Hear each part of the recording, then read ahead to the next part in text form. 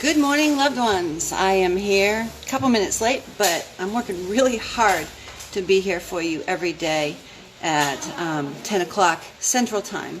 So we've been talking all week about choosing, about being active in the things that we do. And it all started with me finding this note that somebody had given me. It says, I am the Lord. I have called you in righteousness. I will take you by the hand and keep you.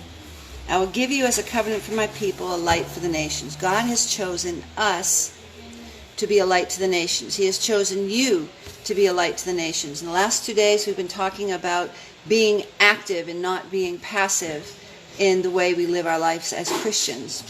And the first day, we talked about choosing love. Yesterday, we talked about choosing joy. And today of all days, we have choosing peace.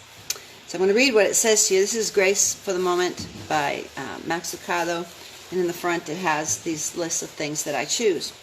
And it says, it's short, it says, I will live forgiven and I will forgive so that I may live. We're choosing peace. Yesterday there was a lot of violence at the Capitol in the United States. This is not how God wants us to be. God wants us to be peacemakers. He talks about how He gives us peace that passes all understanding. And that comes when we choose to have peace. Now here's another little glitch I'm going to throw at you, because this morning as I was sitting on the couch watching the news before I came into the office, hi Stephanie, I love you. I was thinking there's a difference between being at peace and having peace. Being at peace, I think, is related to how we speak to others and how we treat others.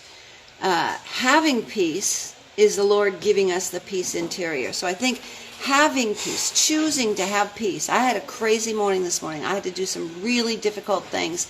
But I chose to be at peace in order to do what I was doing with another person. And I chose to have peace that Christ gives me through a difficult time. And this world is going crazy. We know that. We can't control what's going on in the world, but we can control what's going on in us. God wants us to be a light to the nations. God wants us to be at peace with others. And God wants us to have peace that passes all understanding. In the middle of the storm, I have a sermon that I'm going to be preaching that I'm getting ready about Jesus sleeping in the boat in the Sea of Galilee. He was at peace in the middle of the storm, so much so at peace, he was asleep in the storm. And that's what we need to be. We need to have that peace that He gives us in our heart for ourselves, to be at peace when everything around us is going crazy, that we can be assured that He has, as it says in Isaiah 42:6, that He has taken us by the hand and is keeping us. I'm going to read Isaiah. I've been reading this every day. Isaiah 42:6. I am the Lord. I have called you to righteousness. I will take you by the hand and keep you. Do you believe that? Do you believe that God will actually keep you? Do you believe that in the middle of everything going crazy around you, that you can actually be walking in peace and to be at peace with others? Two different things. To have peace and to be at peace with others. And both of them are a choice. Like I said yesterday about choosing love, we can be lazy and choose to do nothing and not walk in love or not walk in joy. We can choose to receive the peace that passes all understanding so that we can have peace. And then we can choose, in relationship to others, to be at peace with others. And it all comes down to a choice. And if we want to walk with God, and if we want to be a light unto the nations, as He has called us to be, and not live passively, live actively choosing love, actively choosing joy, and actively choosing peace. And again, there's one thing it says, 2 sentences here. I choose peace. I will live forgiven. That's when we accept the peace that passes all understanding. I am forgiven. I am loved. I am cared for. And I will forgive others. That's being at peace with others. so that I might live.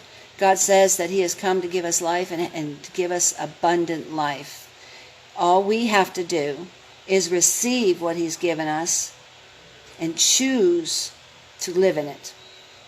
So we'll be back tomorrow at 10 a.m. Central Time with the next one, another difficult one. I choose patience. In the meantime, please share this message with others. Please go to our Instagram site.